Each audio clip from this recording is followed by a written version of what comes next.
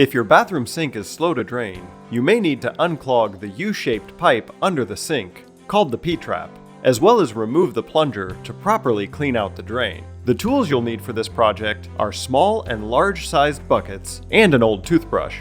In order to have enough working room, completely clean out the area under the sink. The first step is to remove the P-trap. Place a small bucket under the P-trap to catch any water that may still be in the drain. There are two nuts that attach the P-trap to the drain pipes. These are usually tightened by hand. However, if there's a lot of buildup, you may need an adjustable wrench to loosen them. Loosen the nuts and slowly move the P-trap away from the drain. Be cautious, as any water in the drain will start dripping into the bucket. Clear any visible debris from the drain. Take the clogged P-trap to another sink. Clear out and dispose of any clogged pieces and scrub the P-trap with an old toothbrush. Rinse it out well. Next, remove the plunger from the sink. Unscrew the rod attachment from the back of the drain under the sink. Pull the rod out of the attachment.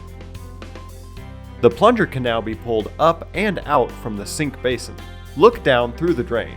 Even though you may be able to see through, it could still have a lot of hair or particles clogging the drain. With the large bucket under the drain opening, run a gentle stream of water while cleaning the drain with a toothbrush. Do this from under the pipe as well.